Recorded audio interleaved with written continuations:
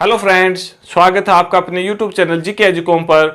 तो आज की इस वीडियो में हम करेंगे सविनय अवज्ञा आंदोलन के बारे में। ठीक है, तो जैसा कि आप सब जानते हैं कि हम महात्मा गांधी की सीरीज को लेकर चल रहे हैं, उसमें ही आगे बढ़ेंगे। आज के टॉपिक में हम सविनय अवज्ञा आंदोलन में। ठीक है, तो जैसा कि आप जानते हैं कि हमने सबसे पहले वीडियो में महात्मा गांधी के जीवन परिचय के बारे में पढ़ा था। उसके बाद हमने महात्मा गांधी के आंदोलनों के बारे में पढ़ना स्टार्ट किया था और उसी में आगे बढ़ते बढ़ते हम सविनय अवज्ञा आंदोलन के ऊपर आज पहुंच गए हैं। ठीक है, तो आज हम पढ़ेंगे सविनय अवज्ञा आंदोलन। उससे पहले अगर आप हमारे चैनल पर नए हैं तो चैनल को सब्सक्राइब करें और साथ ही साथ बेल आइकन को प्रेस करें ताकि जब भी हमने वीडियो अपलोड करें तो आपको तुरंत नोटिफिकेशन मिल जाए। तो चलिए स्टार्ट करते हैं सविनय अवज्ञा आंदोलन को। ठीक है, इसको शुरू करने से पहले मैं आपको थोड़ा पीछे का बता दूं ताकि आपका रिपीट भी हो जाए और ये पता चल जाए कि यह हमारा सविनय अवज्ञा आंदोलन कैसे स्टार्ट हुआ। ठीक है, तो जैसा कि हमने पढ़ा था लास्ट वीडियो में असहयोग आंदोलन। ठीक है, चौरी चौरा कांड के बाद असहयोग आंदोलन वापिस ले लिया गया महात्मा गांधी के द्वारा और उसमें आगे फिर महात्मा गांधी जी को जेल के अंदर डाल दिया गया था और महात्मा गांधी जी को 6 साल की सजा हुई थी और बाद में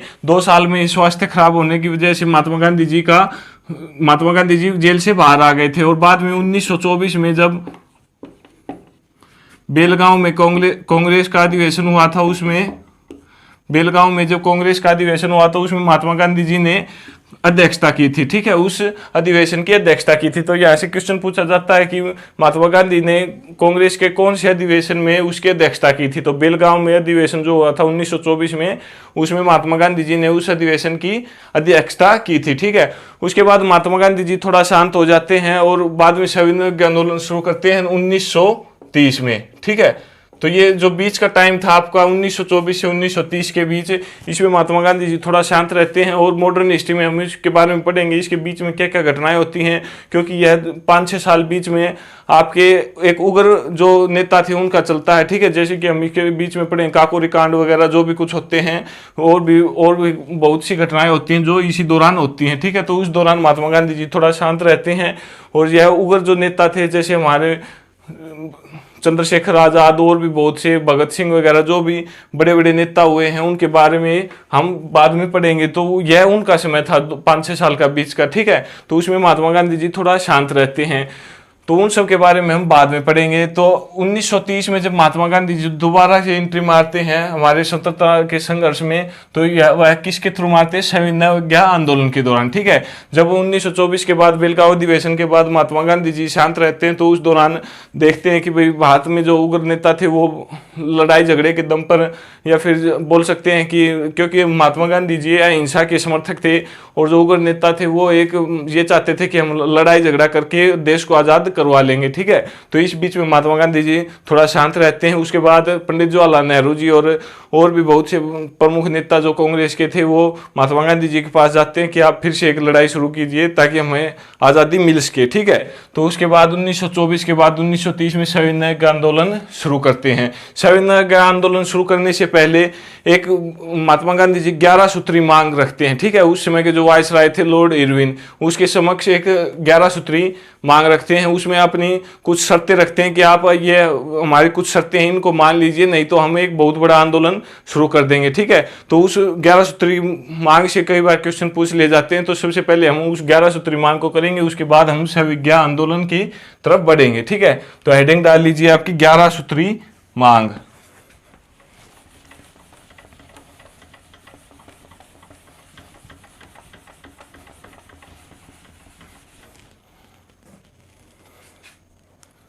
हेडिंग आपकी गांधी जी की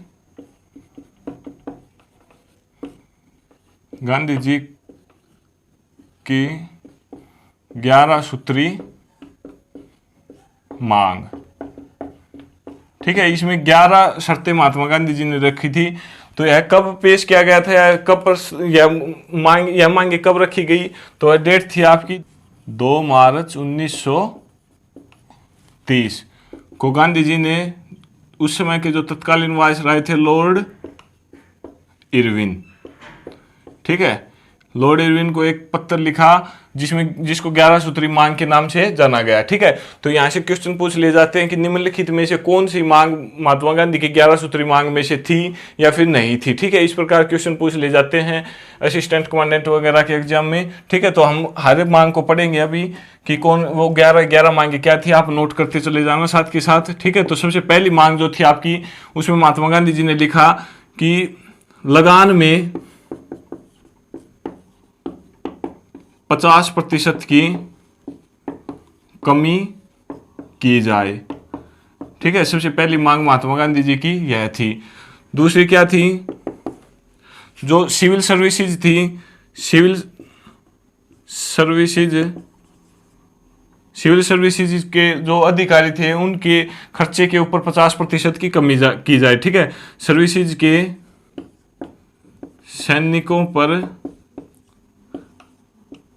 सैनिकों के खर्च में 50% की कमी की जाए। ठीक है, क्योंकि ज़्यादातर सिविल सर्विसेज में जो थे उस समय भारत में वो ज़्यादातर अंग्रेज थे, क्योंकि बड़े बड़े पदों पर अंग्रेजी ही अधिकारी थे। ठीक है, तो इस वजह से महात्मा गांधी ने कहा कि जो बड़े बड़े सिविल सर्विसेज के अधिकारी हों, जो सैनिक हैं, उनके खर्च में 50% की कमी की जाए। ठीक है, उसके बाद थर्ड मांग क्या की थी महात्मा गांधी ने, लगान में 50% की कमी, सर्विसेज सैनिकों के खर्च में 50% की कमी, और जो तटीय क्षेत्र थे उन पर भी अंग्रेजों का अधिकार था। ठीक है, और उन्हीं के ऊपर, उन तटीय क्षेत्रों के ऊपर जो अंग्रेजों के जो या फिर यूं कह सकते हैं यूरोपियन का यह अधिकार था, और उन्हीं के जहाज वहां पर ज्यादा चलते थे। ठीक है, तो महात्मा गांधी जी ने कहा कि तटीय क्षेत्रों पर आरक्षण मिलना चाहिए। ठीक है, तटीय क्षेत्रों पर भारतीयों को आरक्षण मिलना चाहिए, यानी कि हमारा जो भारतीय हैं उनको ज्यादा फायदा होना चाहिए, इस प्रकार की कुछ शर्त होनी चाहिए। ठीक है, आरक्षण मिलना चाहिए। ठीक है, अगला बढ़ते हैं, आपका फोर्थ था आपका नमक तथा,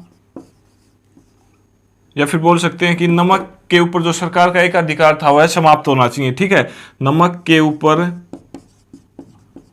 सरकार का एकाधिकार समाप्त होना चाहिए। ठीक है, पांचवी क्या थी आपकी मांग, पांचवी थी विदेशी वस्तुओं का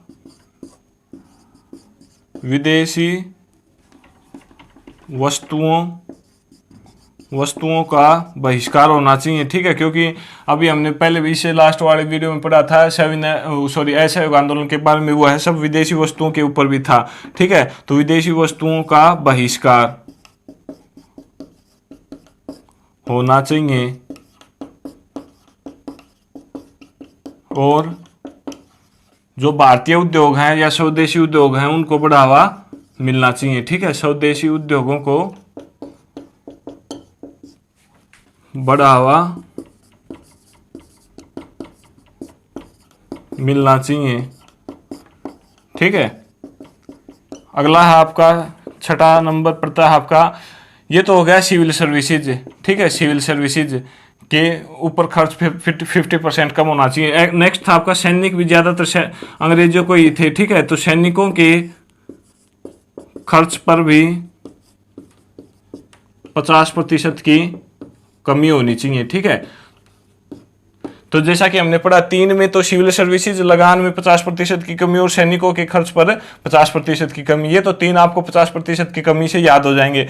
एक बचता आपका तटीय क्षेत्र, जो भी नाव वगैरह थी उन सब पर अंग्रेजों का अधिकार था, तो उस पर भारतीयों को आरक्षण मिलना चाहिए। ठीक है, नमक के ऊपर सरकार का एकाधिकार समाप्त होना चाहिए, विदेशी वस्तुओं का बहिष्कार होना चाहिए, और स्वदेशी उद्योगों को बढ़ावा मिलना चाहिए। ठीक है, इसके बाद आगे बढ़ते हैं, 7वां था आपका जो नशीले पदार्थ थे उनके ऊपर, नशीले पदार्थों पर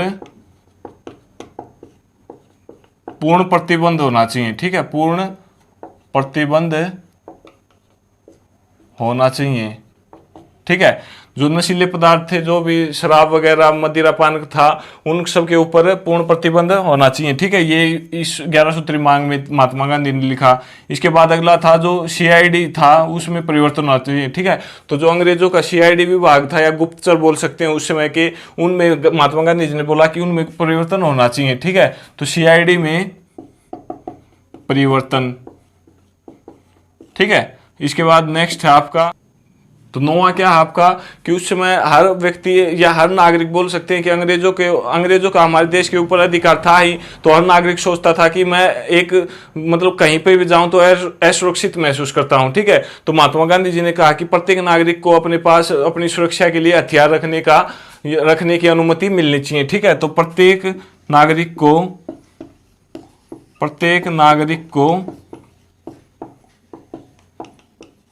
हथियार रखने की अनुमति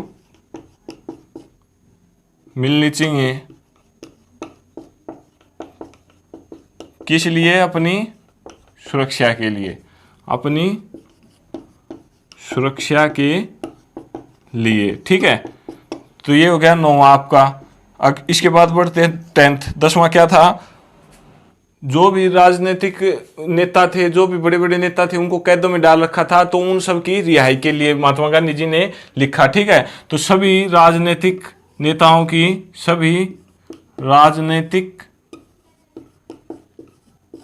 की रिहाई। ठीक है, नेताओं की रिहाई की जो भी जेल में थे उन सबको छोड़ा जाए। ठीक है, या महात्मा गांधी जी ने लिखा। उसके बाद लास्ट था आपका 1 शिलिंग को घटाकर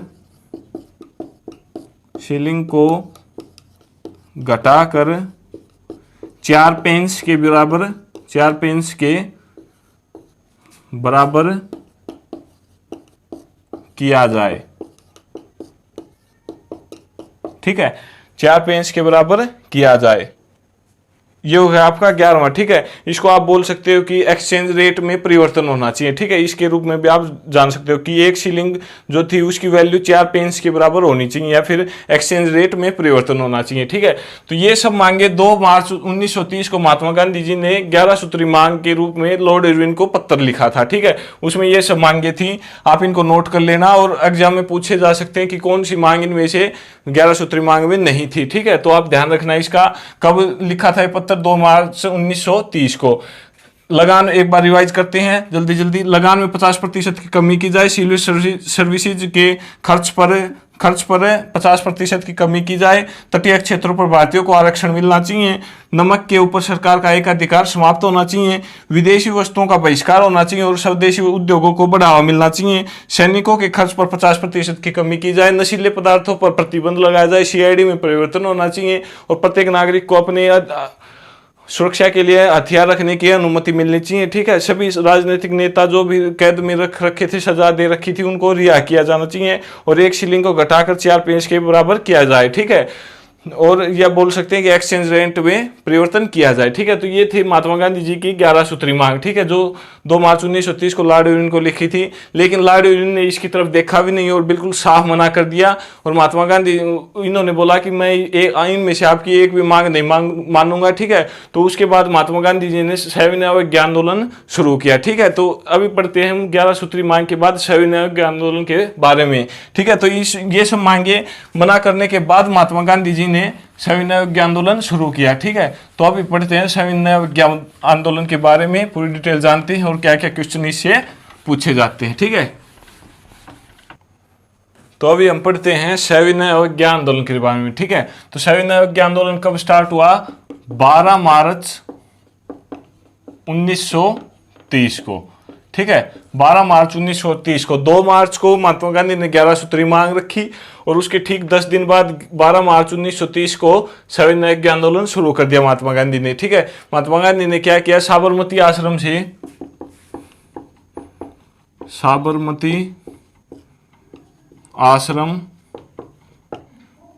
से अपने 78 अनुयायियों के साथ दांडी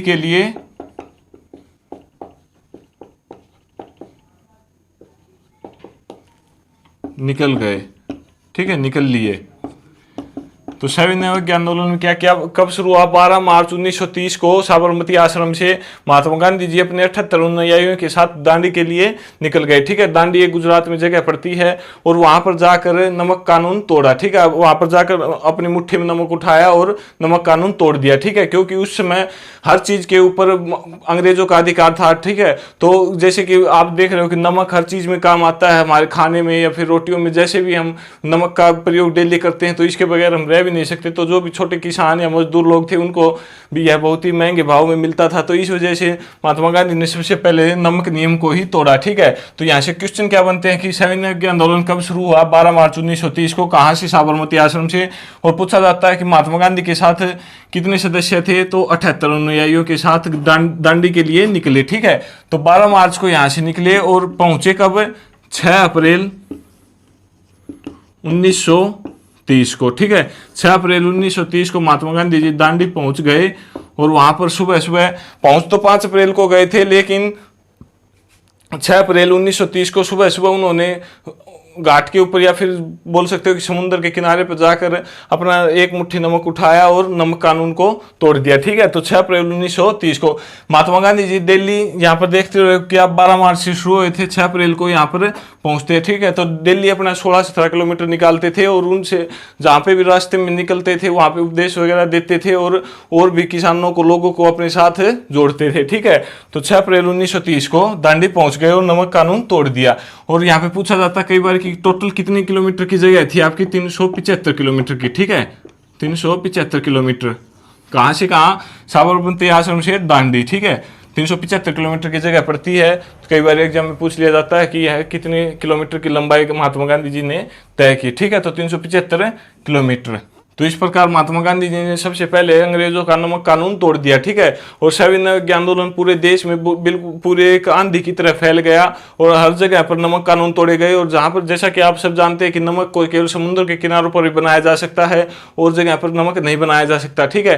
तो जहां पर नमक कानून नहीं था, वहां नमक नहीं बनता था, वहां पर उन्होंने और अलग कानून तोड़े, जैसे कि महाराष्ट्र, आंध्र प्रदेश वगैरह या फिर मध्य प्रदेश वगैरह जगह जैसी जगहों पर जो भी जंगल कानून थे उन सबको तोड़ा गया, ठीक है। तो सविनय आंदोलन तो ये एक महात्मा गांधी का जो था कि साबरमती से दांडी के बीच एक प्रमुख था। और इसके साथ साथ अलग अलग जगहों पर जहां पर महात्मा गांधी नहीं पहुंच पाए वहां पर सविनय आंदोलन के तौर पर ही अलग नाम से अपने अपने आंदोलन चलाए गए थे, ठीक है। तो वहां से कई बार क्वेश्चन पूछे जाते हैं कि सविनय आंदोलन के दौरान और कौन सी जगह पर कौन से आंदोलन चलाए गए थे, ठीक है। तो उनसे क्वेश्चन पूछे जाते हैं, तो उनको हम अभी करते हैं। यह आपका था सविनय आंदोलन और इसमें हम पढ़ेंगे कि और जगह पर सविनय आंदोलन किस रूप में चल रहा था, ठीक है। तो सबसे पहले आप हेडिंग डाल दीजिए लाल कुर्ती आंदोलन, ठीक है। तो सबसे पहला आपका लाल कुर्ती आंदोलन, ठीक है। यहाँ से क्या क्या क्वेश्चन पूछे जाते हैं और यह आंदोलन कहाँ पर चला था उसके बारे में अभी हम पूरी डिटेल से पढ़ते हैं, ठीक है। तो जैसा कि आप सब जानते हैं कि यह हमारा बात था, तो यह लाल कुर्ती आंदोलन कहाँ पे चला था? ये, ठीक है। ये आपका हो गया पश्चिम, पूर्व, उत्तर और दक्षिण, ठीक है। तो ये चला था यहाँ पे, जो ये पाकिस्तान के पास, जो अभी हमारा पाकिस्तान में चला गया, उस समय पाकिस्तान था नहीं, तो ये इस प्रांत में चला था, ठीक है।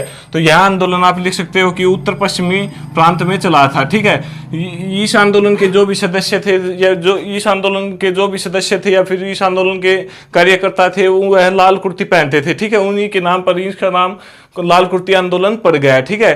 तो अगर पूछे कि इसका नेतृत्व किसने किया था लाल कुर्ती आंदोलन का, तो आप बताओगे खान अब्दुल गफ्फार खान, ठीक है। खान अब्दुल गफ्फार खान ने, ठीक है। खान अब्दुल गफ्फार खान ने इस लाल कुर्ती आंदोलन का नेतृत्व किया था, ठीक है। तो खान अब्दुल गफ्फार खान। यहां से एक और क्वेश्चन पूछा जाता है कि सीमांत गांधी के नाम से कौन जाना जाता है? आपका खान अब्दुल गफ्फार खान, ठीक है। तो सीमांत गांधी, ठीक है। इनको सीमांत गांधी बोला जाता है क्योंकि ये गांधी जी के बहुत ही बड़े फैन थे, ठीक है। ये बोलते थे कि जो भी गांधी जी कर रहे हो बहुत ही अच्छा है और अहिंसा के रास्ते पर चलकर हम बहुत बड़ी जीत हासिल कर सकते हैं, ठीक है। तो इस प्रकार और भी बातें होती हैं कि ये जिनसे पता चलता है कि खान अब्दुल गफ्फार खान महात्मा गांधी के बहुत बड़े फैन थे, ठीक है। अलग अलग इतिहासकार इनके बारे में अलग अलग बातें लिखते हैं, वो सब हम पूरी डिटेल से बाद में पढ़ेंगे, लेकिन अभी हम यहाँ पर बस यही जानते हैं कि इनसे क्या क्या क्वेश्चन पूछे जाते हैं। तो खान अब्दुल गफ्फार खान को सीमांत गांधी बोला जाता था, ठीक है, बोला जाता है। और इन लाल कुर्ती आंदोलन का नेतृत्व किसने किया? खान अब्दुल गफ्फार खान ने, ठीक है। तो लाल कुर्ती आंदोलन, तो इनको जो भी ये लाल कुर्ती पहनते थे उसकी वजह से लाल कुर्ती आंदोलन का नाम दे दिया गया। लेकिन इस आंदोलन का एक संगठन चला रहा था, उस संगठन का क्या नाम था, ठीक है, पूछ लिया जाता है। तो उस संगठन को का नाम था आपका खुदाई खिदमतगार, ठीक है, खिदमतगार, ठीक है, खुदाई खिदमतगार संगठन था जिसके द्वारा यह आंदोलन चलाया गया था, ठीक है। तो उत्तर पश्चिमी प्रांत में खुदाई खिदमतगार संगठन द्वारा खान अब्दुल गफ्फार खान इसका नेतृत्व कर रहे थे, लाल कुर्ती आंदोलन चलाया गया, ठीक है। यह सविनय आंदोलन के बराबर ही चल रहा था, यह आंदोलन भी 1930 में ही चलाया गया, ठीक है। तो सविनय आंदोलन का रूप ही मान सकते हो आप इसको, क्योंकि हम और भी पढ़ेंगे जो कि सविनय आंदोलन के ठीक बराबर में चल रहे थे, ठीक है। तो इस वजह से लाल कुर्ती आंदोलन सविनय आंदोलन का छोटा रूप मान सकते हो, ठीक है।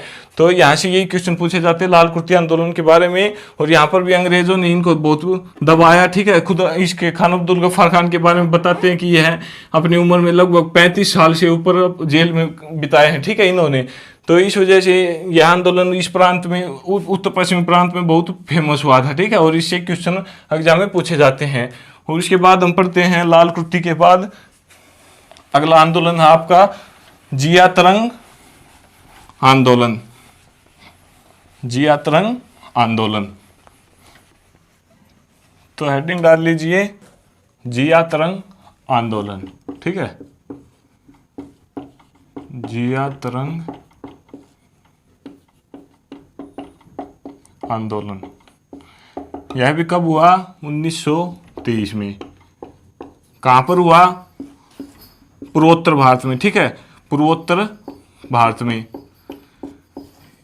यह एक जनजाति के द्वारा चलाया गया आंदोलन था, ठीक है। तो जनजाति कौन सी जनजाति के द्वारा? क्योंकि यहाँ पर जानते हैं कि गारो, खासी, जयंतिया की पहाड़ियां हैं, तो यहाँ पर पहाड़ियों में जातियां वगैरह रहती हैं, ठीक है। तो उनके द्वारा यह आंदोलन चलाया गया था।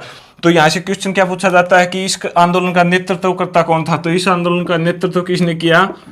उसका नाम क्या था आपका? येदुनांग, ठीक है, ठीक है, येदुनांग, ठीक है। इस आंदोलन का नेतृत्व किसने किया? येदुनांग ने, ठीक है। तो जैसा कि मैंने अभी बताया कि जनजातियों का आंदोलन था, जनजातियों द्वारा आंदोलन चलाया गया था यह जिया तरंग आंदोलन, ठीक है। तो जनजातियों का जैसे आपको पता ही है थोड़ी हिंसक ज्यादा हो जाती है। कोई तो होता है कि कुछ समय के लिए मान जाता है, ठीक है भाई, वो मान जाएंगे, लेकिन ये जनजातियां वगैरह जो होती हैं बहुत ही जल्दी हिंसक रूप धारण कर लेती हैं, ठीक है। तो इन्होंने वहां पर पूर्वोत्तर भारत में हिंसक रूप धारण कर लिया, अंग्रेजों को मारने पीटने लग गए, उनको भगाने की तैयारी करने लगे, ठीक है। तो इसके बाद अंग्रेजों ने सोचा कि यह आंदोलन बहुत बड़ा रूप ने धारण कर ले, इस वजह से इन्होंने येदुनांग को जेल में बंद कर दिया और 1931 में फांसी के ऊपर लटका दिया, ठीक है। उसके बाद इस आंदोलन का नेतृत्व किसने किया? तो इनकी एक चचेरी बहन थी जिसका नाम था गाइदिन्नेल्यू, गाइदिन्नेल्यू, ठीक है, गाइदिन्नेल्यू इनकी चचेरी बहन थी। इसके बाद इस आंदोलन का नेतृत्व गाइदिन्नेल्यू ने किया, ठीक है। जवाहरलाल नेहरू, और यहां से क्वेश्चन क्या बनते हैं? जवाहरलाल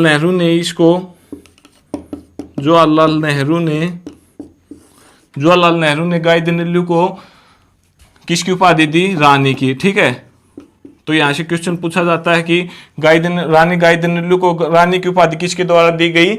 जवाहरलाल नेहरू के द्वारा, ठीक है। इसके बाद इसका आंदोलन का नेतृत्व जो इसकी बहन जो थी येदुनांग की चचेरी बहन गाइदिन्नेल्यू ने किया, ठीक है। इसको रानी की उपाधि जवाहरलाल नेहरू ने दी और बाद में इनको भी थोड़े समय के बाद जेल में डाल दिया गया। लेकिन बाद में जब भारत आजाद हुआ तो उस समय इनको बाहर निकाला गया और इनको बहुत ही अच्छा सम्मान दिया गया, ठीक है। तो और भी एक क्वेश्चन पूछा जाता है क्योंकि यह पूर्वोत्तर भारत से रिलेटेड था ही, तो यहाँ से एक क्वेश्चन और पूछ लिया जाता है कि नागालैंड की रानी लक्ष्मीबाई किसे कहा जाता है? तो नागालैंड की रानी लक्ष्मीबाई, ठीक है। तो नागालैंड की रानी लक्ष्मीबाई किसे कहा जाता है? रानी गाइदिन्यू को। ठीक है, तो यहाँ से एक क्वेश्चन पूछ लिया जाता है।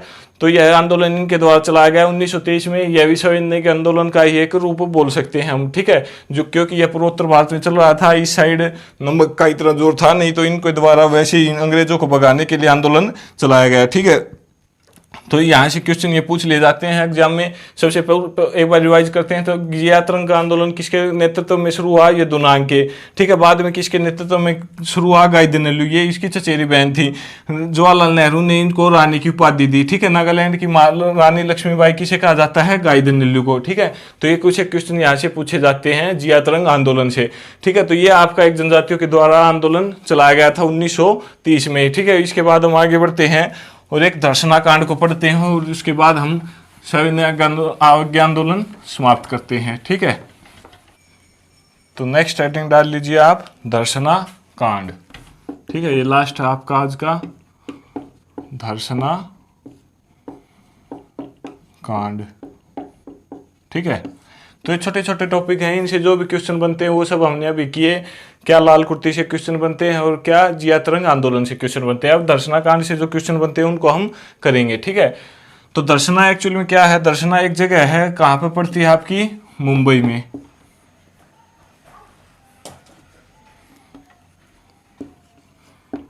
मुंबई में। ठीक है, तो दर्शना मुंबई में एक जगह पड़ती है। यहाँ पर इस आंदोलन का नेतृत्व कौन कर रहा था? सरोजनी नायडू। ठीक है, सरोजनी,